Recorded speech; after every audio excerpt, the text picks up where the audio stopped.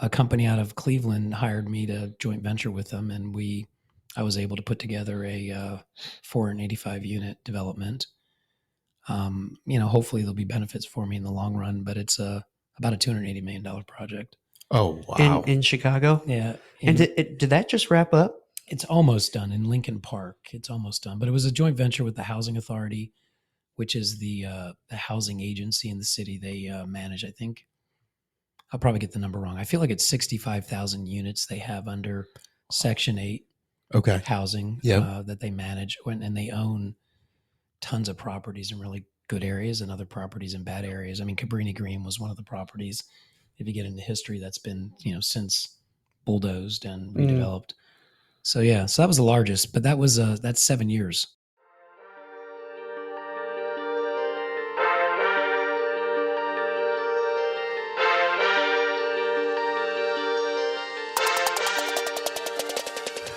Welcome back to the Blueprint Podcast with your host. I'm Zach Heyer. And I'm Spencer Maxwell. And today we have on a good friend, Dave Petroni, my buddy Petroni in here. Dave is a good friend. He's been a mentor in the real estate realm for me, has always taken the time out of his day to help me out. He has done massive development projects, super knowledgeable on government funding. And today he is here to spill some knowledge. Right, Dave? Yeah, I'll do my best for you, bud. So, Dave, just so everybody can get to know you a little bit, like we know and love you over here with Zach and I guess tell us your story, a little bit of personal, and then also just kind of how you came into the real estate world. Well, as you're an Italian born, you kind of have a little bit of a story where you start in the East Coast of America. And my parents somehow decided to move to Florida, which was you never knew in the day that the East Coast of Florida was the Northeast of America, and the West Coast of Florida is the Midwest of America. So I ended up living in an area that had a lot of similarities to being from New Jersey, with intense intentionality and intensity as it relates to attitudes. But spent a lot of time there. Ended up graduating from Florida State after a tour of duty at a chef school, so I tried to pretend I wanted to be a chef. I did want to be a chef. I wanted to own some restaurants and things like that, but a little bit too hot in the kitchen for me. So, lived in Florida a lot of my life, probably 30 plus years, and then was recruited up here to Ohio. But during that time in Florida, just found a passion in real estate, found a passion to help people in a way. A little less fortunate, starting out as a real estate agent in the 80s in an area that has a lot of seasoned veterans, literally from the military, Air Force, Army, who all got real estate license back in the day. Wasn't allowed to sell things over $40,000 in a good day. It was like, oh, how the times have changed. Yeah, and those were all the condos and everything. So, but it was interesting. So I started with nothing, my parents' real estate company, and I landed a developer who had 150 condos that he picked up from the Resolution Trust Corporation, which was that organization the government set up to deal with the 1986 tax code changes of depreciation. And that literally started another program, the Low-Income Housing Tax Credit Program, which I knew nothing about. But the developer gave me 90 listings of condos at $30,000 each. And we sold them out as a family and doubled those values up to $70,000. 72,000 was the highest in 18 months, and sold them out, blew them out. And that sort of started my development, finance, marketing, and learning about tax credits. But during that process, I found it very difficult to find people financing. In today's market, financing has morphed a bit for home buyers. But back in the 80s, the redlining and the credit problems, they were real. Mm-hmm. Neighborhoods were literally, banks wouldn't go there. And, I think the story that caught me the most was helping a black couple. They had 5 children, never owned a house. And the guy had been a Sears employee for 39 years. Oh, wow. Making get this, this is 1980, 1992, making $49,000 a year, put 5 kids through college, never owned a house. And I found him a house. It was $53,000. And the bank would not give him a mortgage because they had some past medical bills. So I literally knew this banker, and I had to drive over and get in front of the vice president of that bank and tell them that they were going to give this couple a loan. They were going to give them a house. They were going to finance them. It got me so angry that I started a charity and decided to work with low to moderate income people and working families, which I've been doing for 35 years. But that was kind of almost the final straw that broke the camel's back to kind of get me into housing development and housing for low to moderate income people, and been doing that ever since. But it was creating a charity from nothing that and it's still in Florida, that enabled me to be able to kind of, there's a lot of look back saying, what could you have done differently? Should I have stayed in Florida? Yeah. Maybe.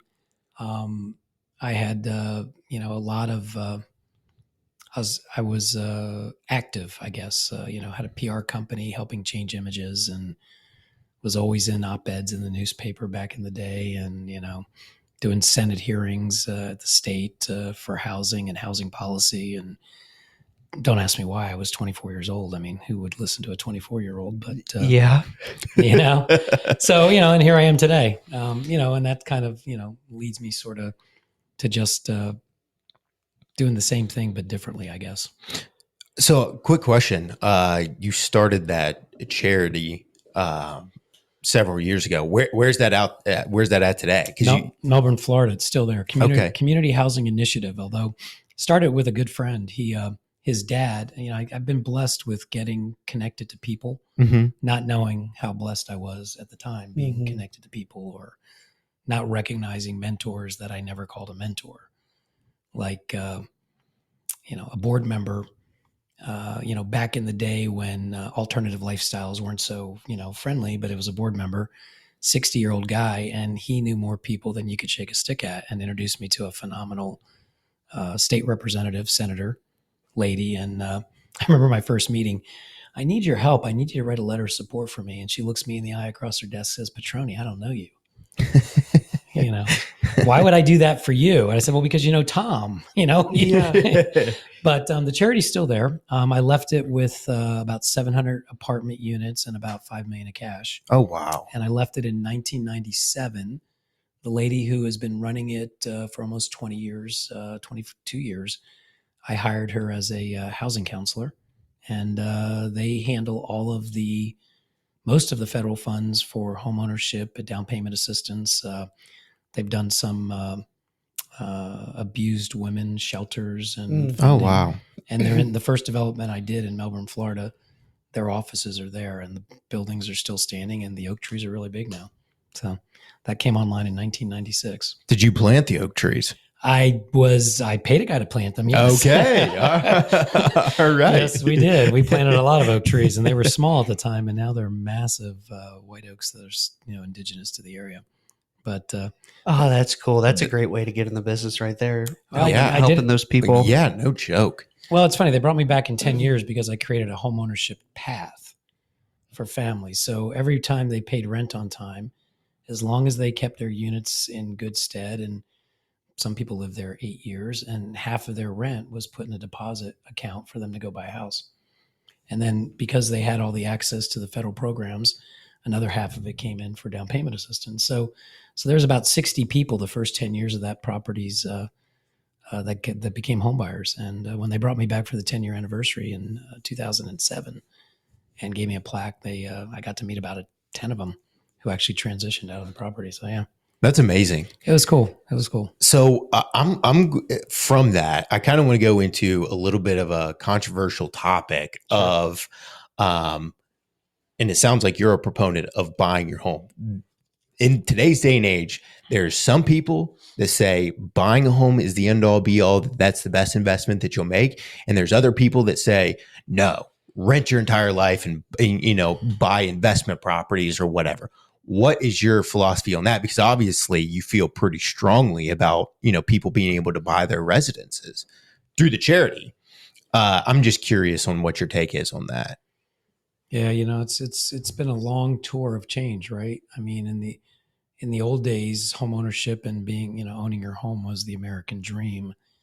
I don't know what the American dream is defined as today. Is it home ownership? Is it how fast your computer works, or how many or how many people you have following you? Right, right. I You're don't. so right. Yeah. Yeah, I don't know the right answer to that question. Yeah, I really don't. I mean, I think the world has morphed with a lot of transition in big business that have hurt supply and demand to make homeownership a little more difficult for people. Um, renting is not a bad alternative. The housing, you own a home for 20, 30 years, you build equity in theory, but there's a lot of different ways to build equity today Mm-hmm. that weren't exactly the same. So I don't know if I have a strong opinion either way, to be honest with you. Some people say homes are, is it really good to be in so much debt because you own your own house? I don't know the answer to that question. Yeah. Yeah. Well, let's touch on the development side. So you talked about your first development. So take us back from your first development and kind of like talk about the projects that you started after that, and then assuming you caught fire after that, and then started turning and burning. So tell us about your development experience from that first one down in Florida. Well, it's kind of funny when I started the charity, it was called Community Housing Initiative Trust. Community because we wanted to help people, housing because the focus was theoretically housing, initiative because who the heck knew what I was doing in 90, 92. And if nobody trusts you, how are you going to do anything to move forward? And so as I get to the first development, it was about poor people, theoretically, making 20 to 50,000 a year back in 1996. And we had some zoning site plan approvals, and the step up was when I got into the meeting, one of the councilwomen said, "What is this chit I'm hearing about?" and there were hundreds of people in the room, and I guess where I learned from people and missed the looking back, the people that helped me, a developer that I was joint venturing with all over the country, we looked around to figure out what we're going to name the apartment community. And so I tell this story because it's a strategy that you use many ways in life, especially in real estate and zoning. But we named the development after the most vocal community next door, their main street. It was Hickory Ridge. So we named our development Hickory Ridge for the public hearing. Mm-hmm. And we had about 350, 400 people show up for the site plan approval. And all they stopped, the meetings before was all about the people, all about those people and how they're going to hurt our values and hurt property values and start robbing and thieving and crimes and everything else. When we got to the public meeting, it was all about them petitioning the post office to change the name. So that started, I guess, that development. One extreme to the other. No kidding. And at the end of the day, I had to agree to change the name, which was really a difficult thing to do. And strategic at best, because we got our approval, and that moved me into the world of, I felt like that was a stepping stone to moving me into the for-profit world of just flying around the country back in the 90s, doing affordable housing in communities, 15 different states. And so all of it, though, was tied to some market rate housing, but most of it was financed through a government style program or a government debt, or using Fannie Mae or Freddie Mac. Fannie Mae does a lot of mortgage buying in the industry today. So what was the largest development that you've done? There was a point in time when a company, and I actually have a friend, I went down to visit him in Florida recently. I used to work for him, and he said, David, I never told you, but you were good at just being dropped out of a plane in a place you didn't know. And next thing you know, we had 60, 70, $80 million worth of development activity going on within 4 to 6 months.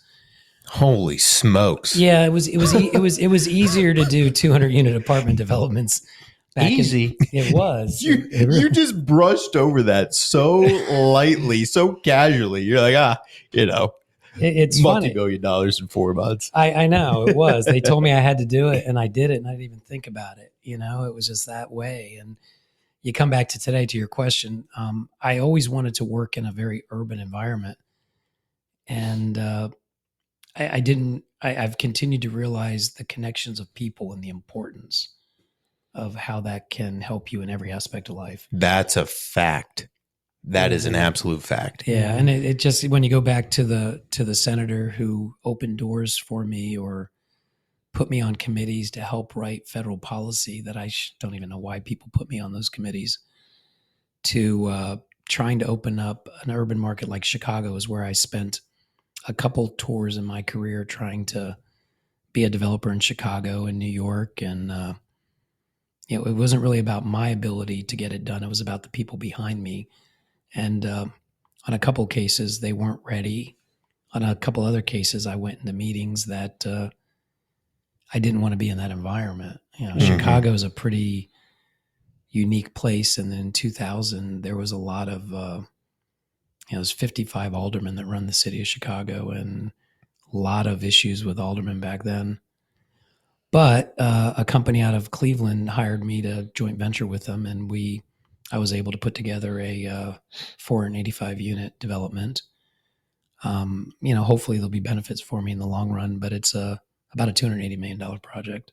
Oh, wow. In Chicago? Yeah. And did that just wrap up? It's almost done in Lincoln Park. It's almost done, but it was a joint venture with the Housing Authority, which is the housing agency in the city. They manage, I think, I'll probably get the number wrong. I feel like it's 65,000 units they have under Section 8 Okay. housing that they manage, and they own tons of properties in really good areas and other properties in bad areas. I mean, Cabrini Green was one of the properties, if you get into history, that's been, since bulldozed and redeveloped.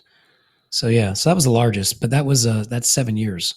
That was my next question. How long typically, I guess, walk us through the timeline of a development of that sort, like from step one. I guess, how does that, you get dropped out of the airplane, so to speak. What are you doing?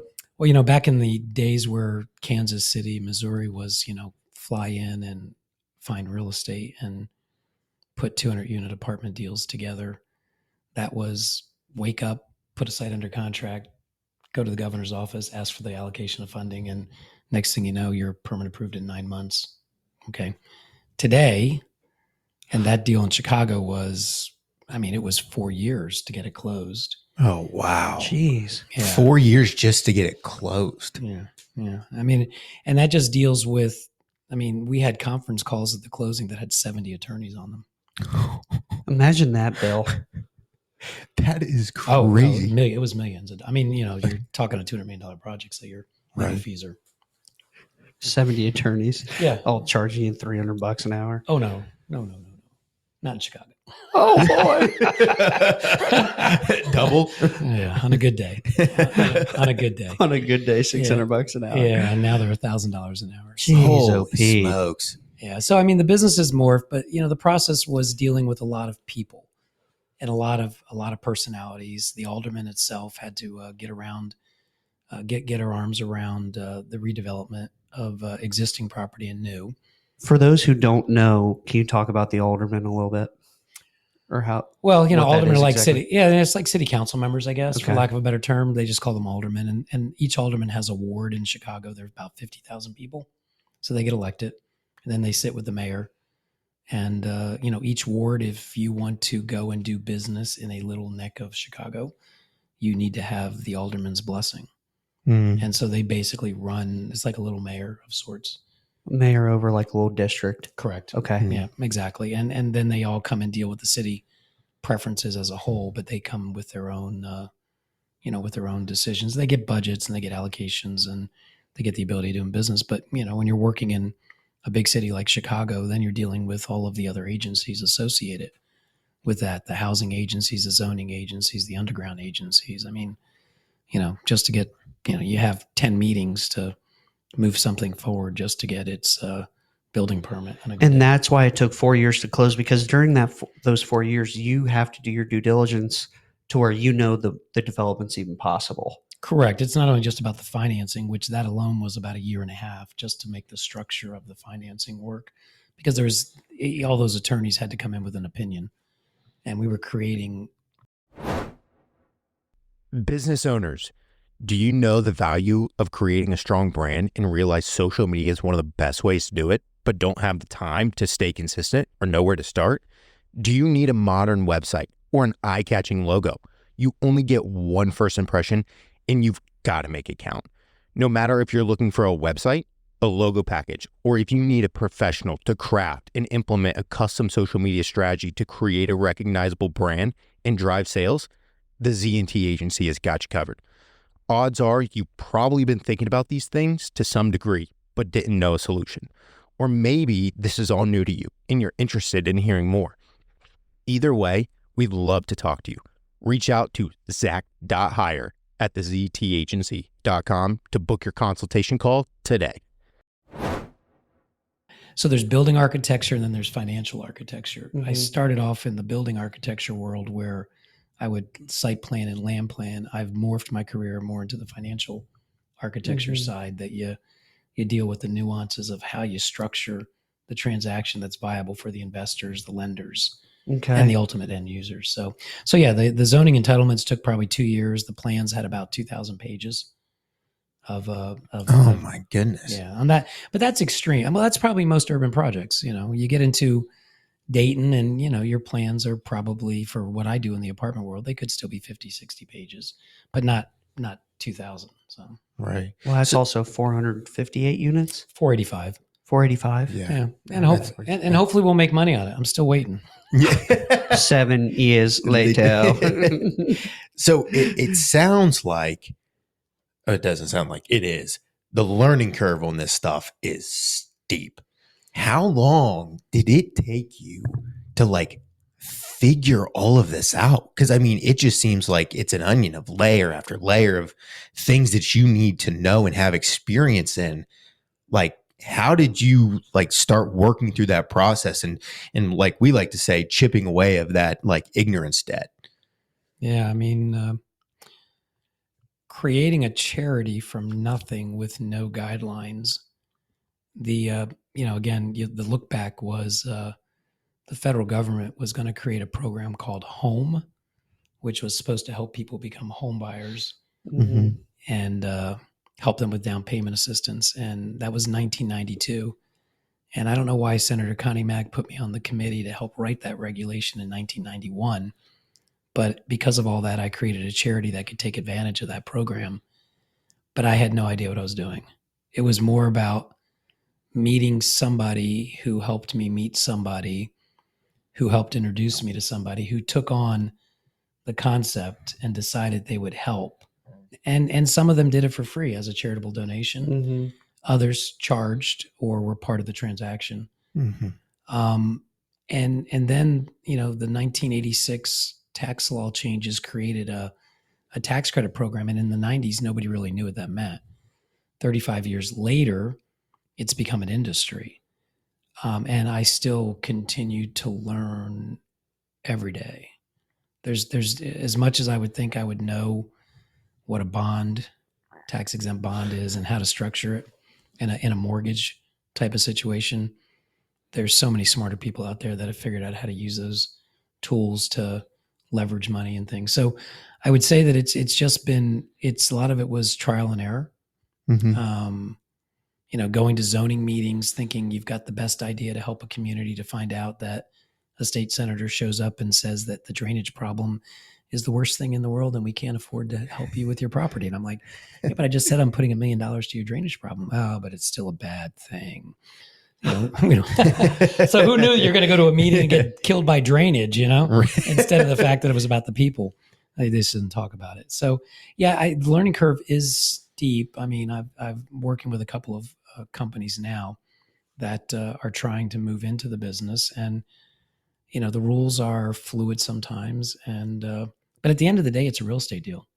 It just comes with It comes with A lot of extra hoops. Yeah. a few extra. You really don't get permission to do it unless you win some of the financing that makes you move forward. So Mhm. so it's not something you can just wake up in the morning and I don't think it's any different than market rate or any different than finding a house in downtown Dayton to go and invest and rent. Mhm. Mhm. People are competing against it. If you win the bid and you close on the house and you hope you don't run into problems on sheathing, for instance, Yeah. Mhm. that ends up blowing your budget. And next thing you know, the deal doesn't work.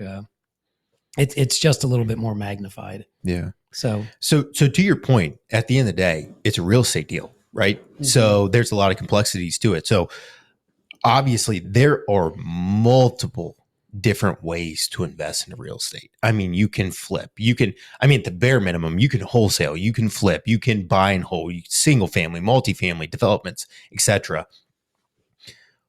Why would real estate development be a way to go? Is it a much larger ROI than some of the other investment strategies, or what makes development worth going through all the hoops when you could do some of these other things?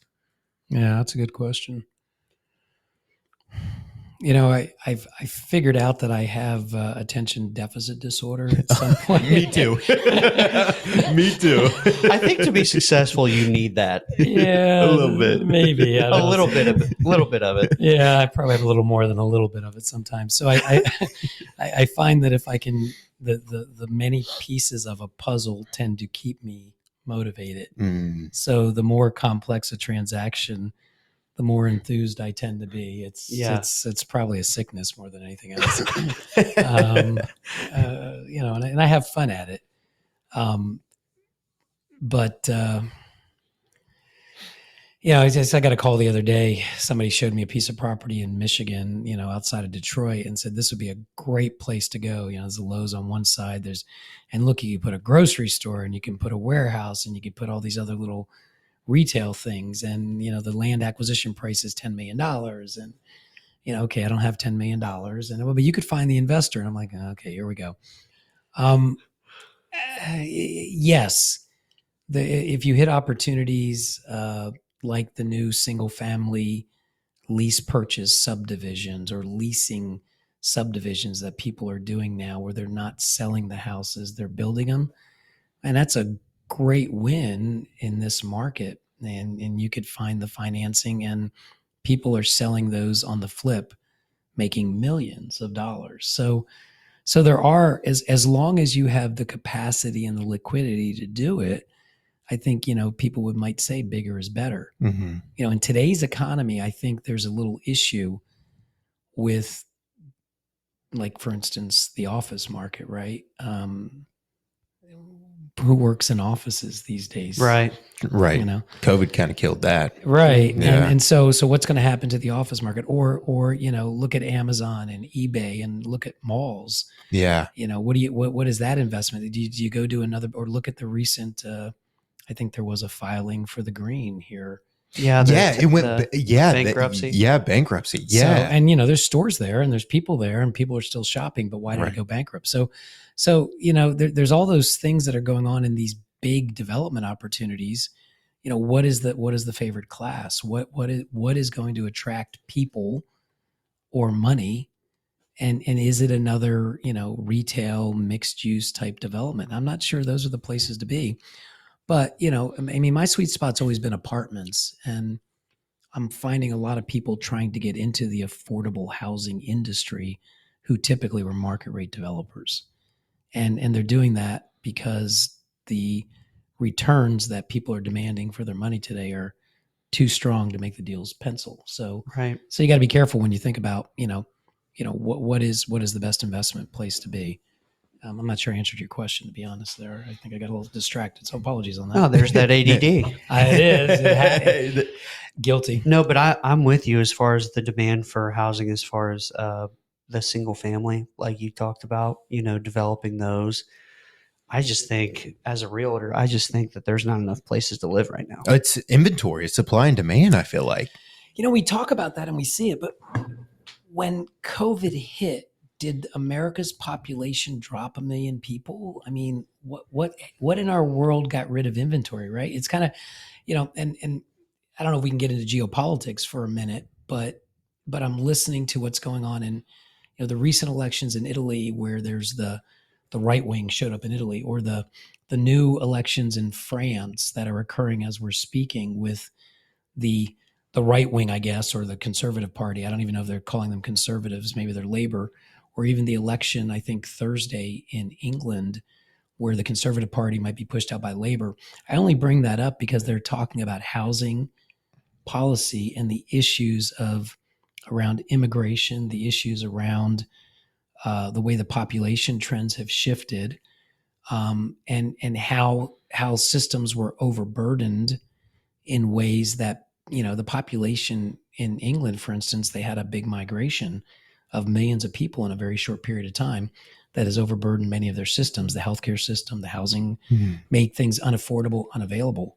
Here, I'm still trying to figure out why we have supply and demand issues. The only thing I can see that's been big are the big investment companies that have gone out and picked up, I think it's probably in the millions now, of inventory on housing. Mm-hmm. That's a fact, because I used to be one of them.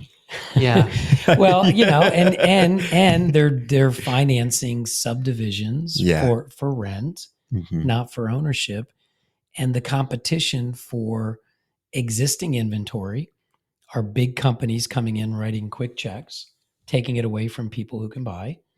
So I think that's where our supply and demand has gotten a little bit wonky. Well, let me ask you this. Do you think that during COVID, some of the material shortages led to kind of a delay in building because of material? Do you think, or it probably not on a big enough scale? No. I mean, we couldn't get refrigerators. We still can't, you still can't find the boxes to plug in your meters to without waiting about 40 to 50 months. Right. I'm still confused about that too. I mean, I know people shut down plants, and in the apartment industry, we had those problems with deliveries and deliverables and couldn't find appliances and things like that. I don't have a good answer for, I mean, it existed. And it makes sense as to why there's a backlog of people waiting for rentals and stuff. And for example, for Florida, I can understand that a lot more, because during COVID, during all that time, there was mass migration into Florida from some of these other states. So I get that. But like Dayton, Ohio, there's not mass migration into Dayton. So obviously there's the inventory shortage all over the country. I understand in your Floridas, your Texases, but like, to your point of Dayton, Ohio, like that, it just doesn't seem like what's the reason for that? I don't really, I don't really know the answer. I mean, I think COVID changed the way a lot of people think about how to do business. I totally agree with that. And you look at ways that people in the shadow economy, or the mass resignation that occurred with people in their 50s in our country who just decided to get out of the work world, that are still trying to figure out ways to work. I mean, I'm one of those where I'm more consulting now than I am, directly employed, because of perhaps age, perhaps whatever. But I think there's just been a lot of movement, even in the flipping business or the inventory business, where people want to get into it to figure out a way to buy a house, renovate a house, turn a house, flip a house, or get some other income to come in. And so there's just a lot of people that are out in the marketplace, and there was money available to do that too. Yeah. So, we have this here. What's your personal investment thesis? I guess hindsight 2020, what would you have done? Would you have done anything differently from phase one? Or would you have still gone to the development, or kind of where's your mindset?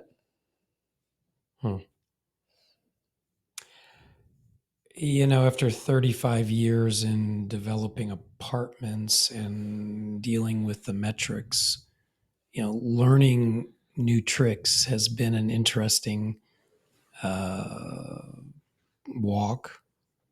Like solar, you think that solar is a great business model, and you see all the solar farms being built around the country and all the solar development companies that are starting up. And I figure it's pretty easy to find a piece of land and put a piece of metal in the land and throw a solar panel up and plug it into the grid. But, apparently it's not that easy to get a job to do it for people. So, where are things going today?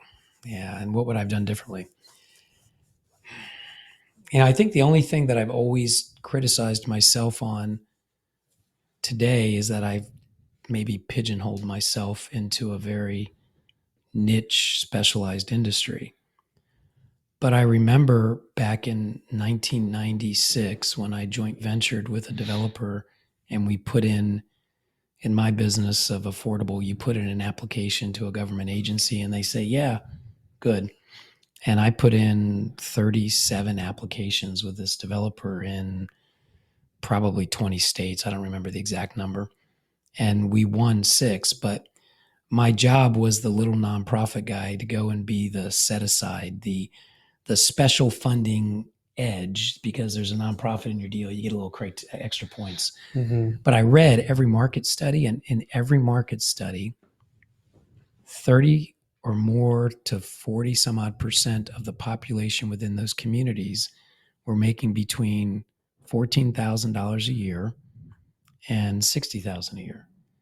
If you wake up in the morning today and look in Dayton, Ohio, or other markets, I think you'll see that the demographic numbers, maybe it's not 14,000, maybe it's 18,000, maybe it's not 50, maybe it's 70.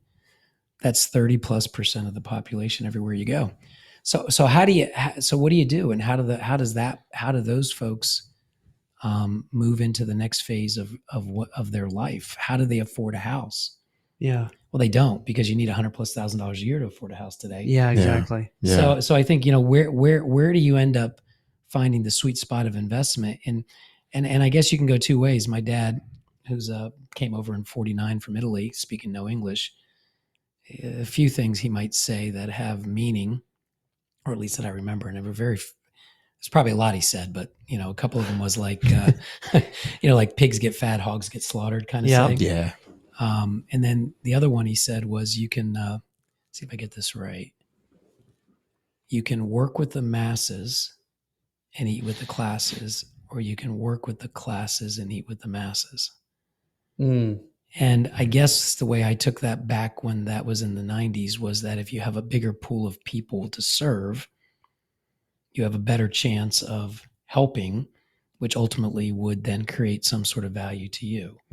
Whether you're investing in a flip and your price point is under 200,000 in today's market, or you're investing in a rental and you end up putting in 100,000 and you can rent it for, 1,500 a month.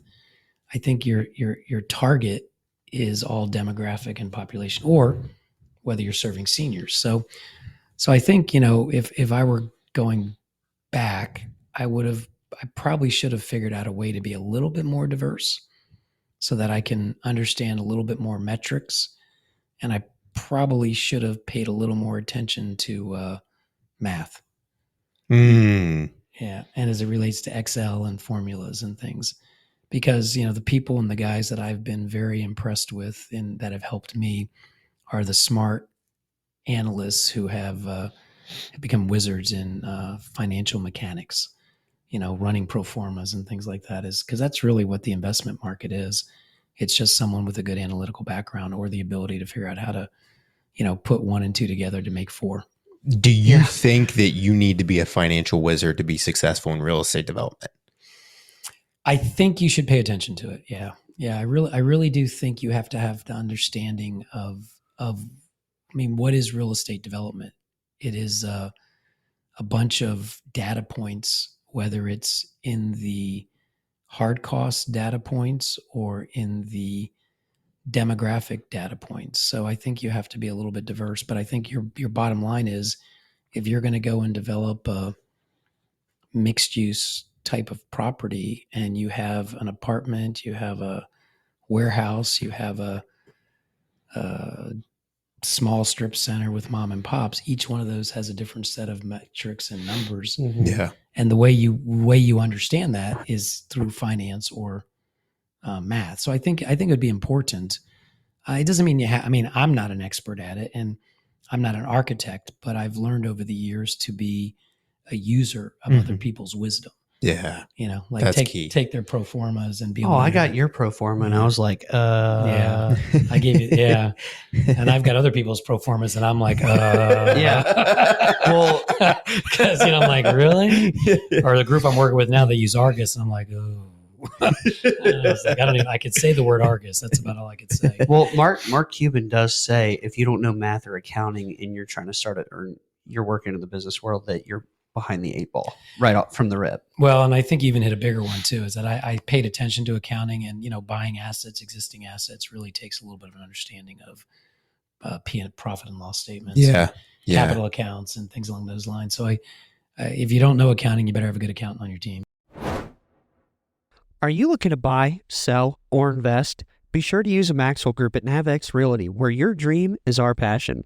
The Maxwell Group takes pride in client relationships and experiences. We utilize our knowledge, our love for the industry, and our extensive network to handle your life's biggest investment. Call or text Spencer Maxwell at 937-572-5382. Totally. Yeah, exactly. That's a fact. Yeah. Yep.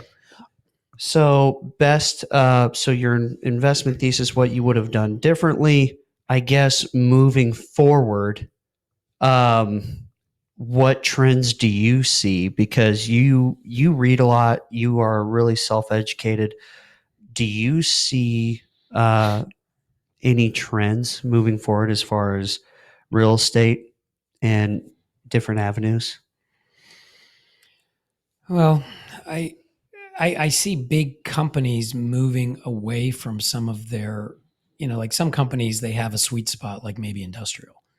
And apparently industrial and logistics is something that is a growing or a needed type of business. I mean, there's even another unusual business that I wish I could figure out a little better is, at least today, is trying to figure out places to put facilities for tractor trailer, 18-wheeler repair shops.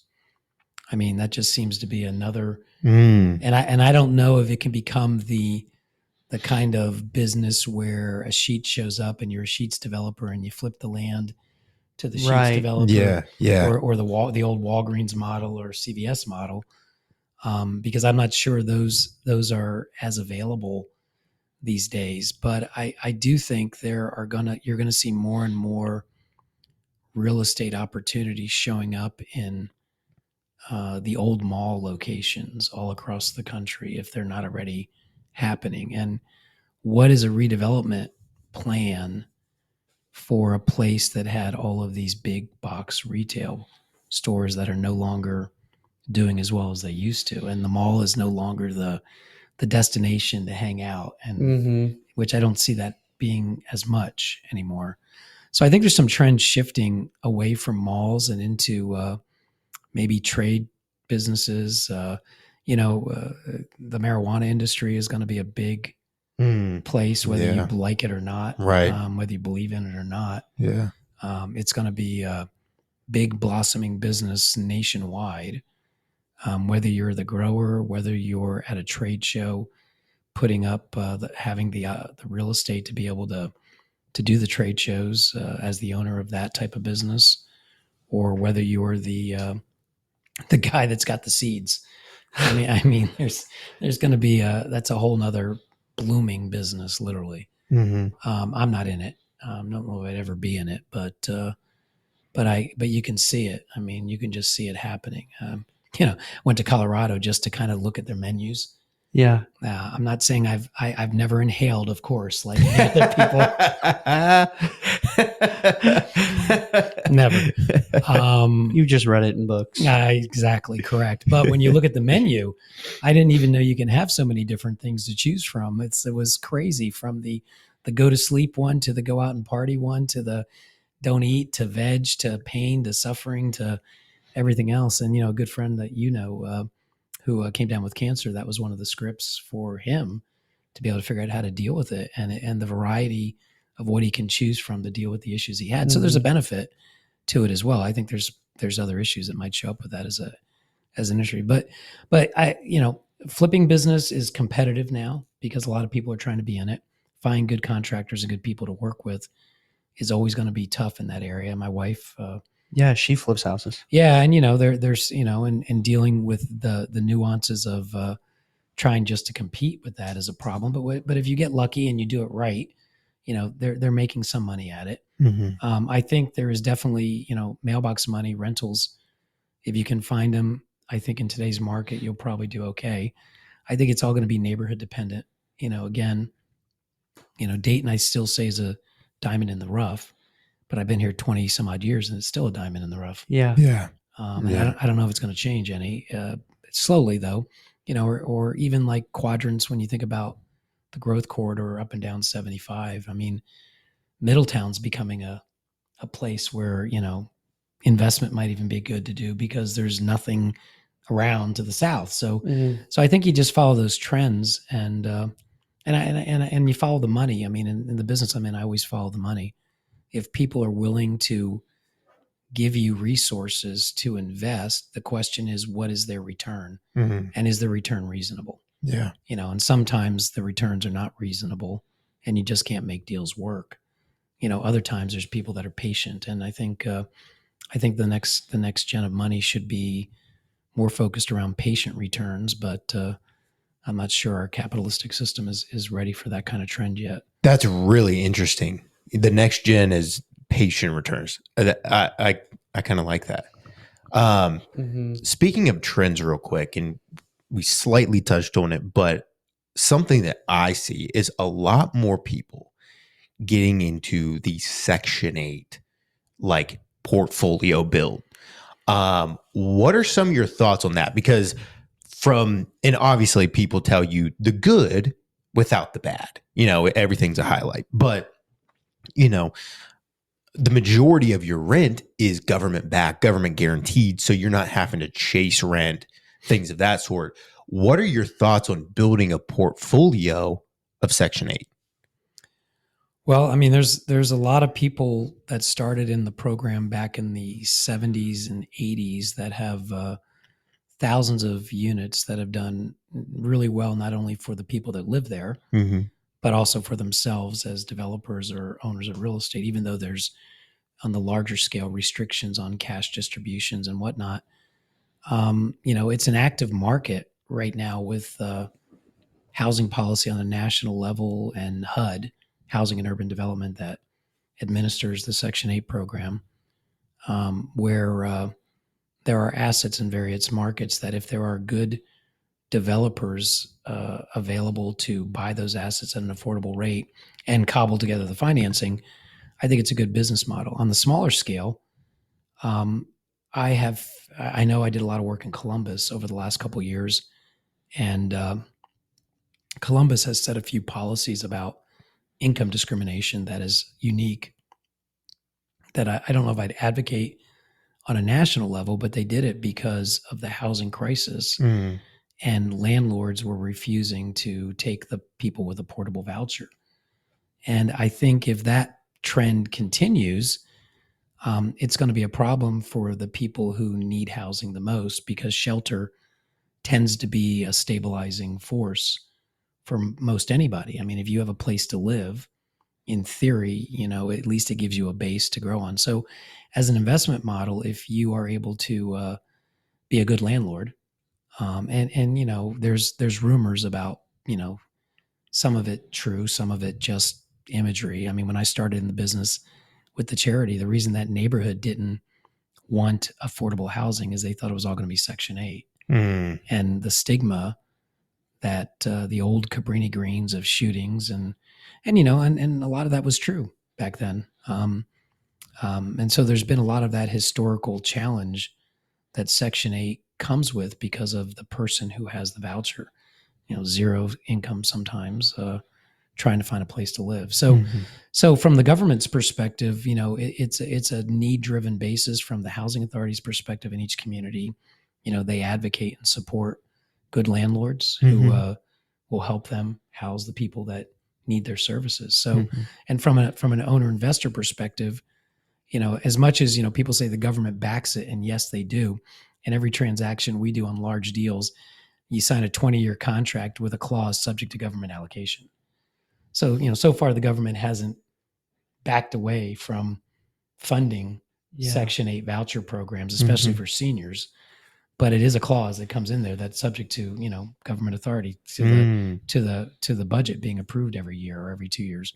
So, but at the end of the day, I think it's a great, if you're able to provide decent housing and you're comfortable with supporting the tenant population that comes with the voucher, I think it's a great way it's a great business plan. I don't think you'll lose. Yeah. But again, it's all about screening. It's all about working with the residents. It's all Yep. about doing your due diligence. like everything else. Yep. Totally. Well, that's awesome. Yeah, I'm seeing a massive trend just as a realtor. I have a ton of out of state investors that are buying up and doing Section 8. Yeah. Ton. Because it's like the 2% rule, right? It's like you get a house for 75,000, rent it out for 1,500, get a X amount percent increase year over year. Crazy. And then the tenancy is just a lot longer than the average retail tenant. Yeah. Less vacancies. Less Yeah. turnover. Yeah, less Yeah. vacancies, which less expense, greater return. So, gosh, that's good stuff. Yeah. A lot of good nuggets there. Real quick, this is just off my personal wanting to know. Speaking of out of state, you lived in Florida, you lived in Ohio.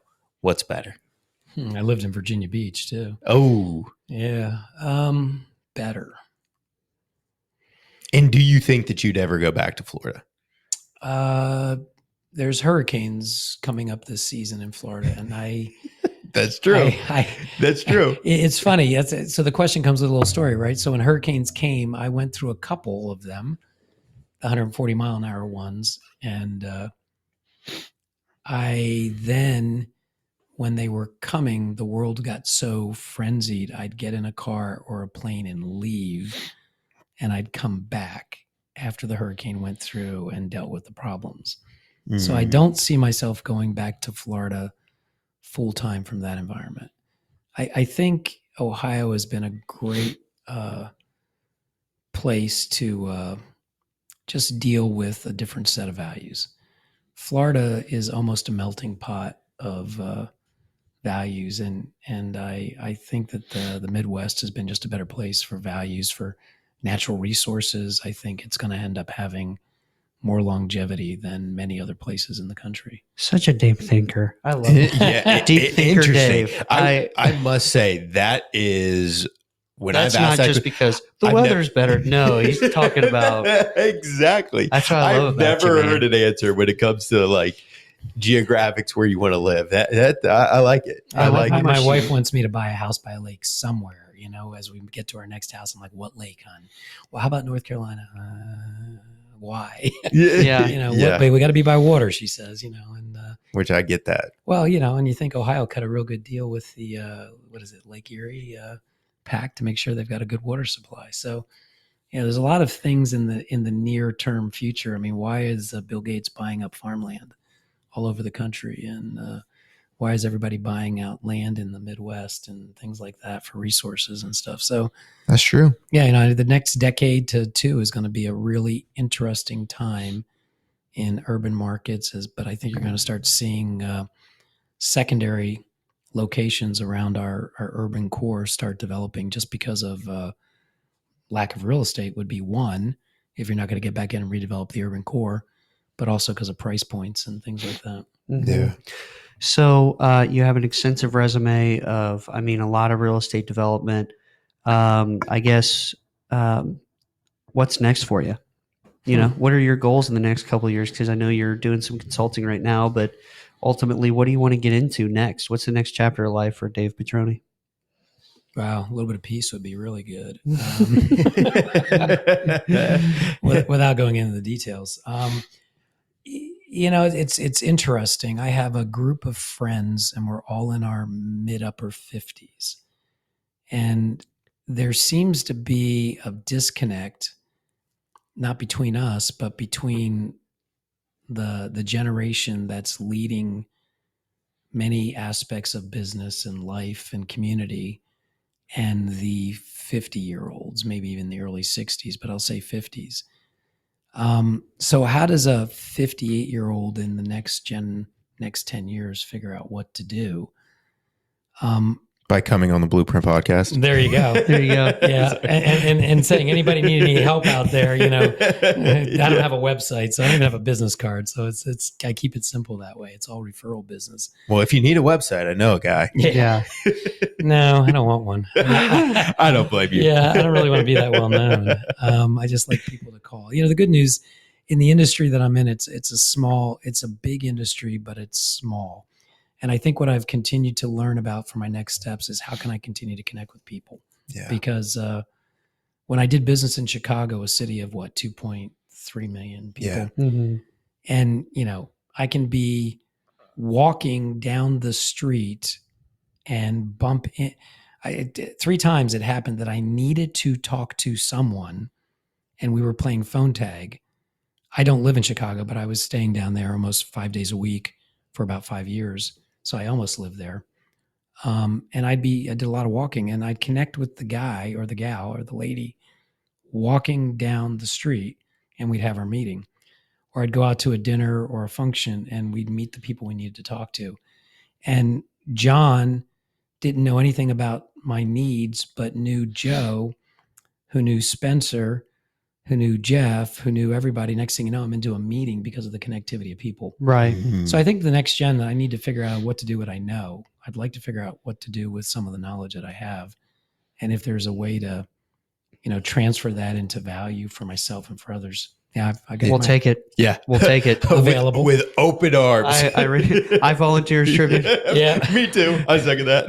That's one, because I think just trying to figure out how I can, the people that I missed that I didn't call mentors, I'm recognizing that I need to figure out how to be that person for a couple people, whatever that means. I mean, Yeah. whether it's like this type of conversation, or whether it's sitting down doing something for nothing, or whether it's sitting down joining a group of people to do something would be great too. So I think it's the next 10 years, and then maybe continuing to help businesses that I'm working with expand their portfolios in what I do and learn what they do. So maybe there's some integration to that too. But I don't see me getting out of real estate soon. Mm-hmm. It's probably going to close my career, and I'm hoping I could figure out a way to get a few other assets under my belt that would make the 70s and 80s a little bit easier. Yeah. Yeah. So you Absolutely. can get that lake house. Exactly. That's right. So I can get my wife what she is. Yeah, there you go. So I have That's awesome. Well, I yeah, love it. we'll be praying for your next chapter. So super cool. That was really, really awesome. A lot of good nuggets, just super smart. And if any of you have thought about real estate development, starting up a fund, whatever, starting up a real estate business, I would encourage you, to take advantage of Dave's wisdom. If you want to get connected, just reach out to the Blueprint Podcast. We can connect you. But as always, we like to finish with some God's word. Dave picked out the verse today, something that he lives by. Hit him with it, Dave.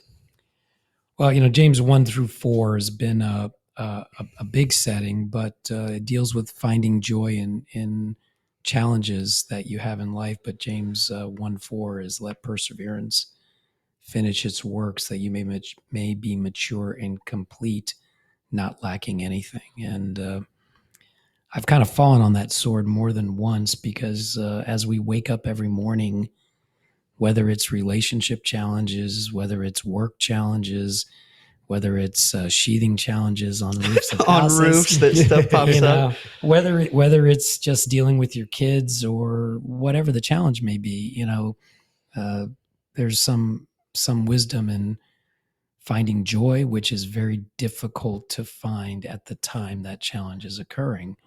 But it's the continual work that God has, at least on me, that has allowed me to persevere and kind of move through it, so that when you get through it, you're a little bit stronger. You've got a little more ability to sustain. And so, the perseverance of finishing the work is really, getting through that trial and, helping us move to the next thing we need to do, or helping us feel better about the things that are in front of us, so that we don't, Yeah, we don't get too depressed in life. So yeah. So James has been annoying to me. James 134 has been annoying, but I keep looking at the backside of it to figure out how to come out of it. So Yeah, That's really good. That's really good. Yeah, Very good. awesome. Well, thanks, Dave. Yeah, Dave, thanks so much for coming on, man. yeah, Awesome. I thoroughly enjoyed it. I appreciate it. Absolutely. Well, if you guys enjoyed it as well, if you do us a huge favor, share the episode, allows more people to get insight, hear some wisdom, and maybe kickstart their career or enhance what they're already doing. So if you'd share, like, and subscribe, that'd be much appreciated. And we will catch you next week on the Blueprint Podcast. Thank you. Peace.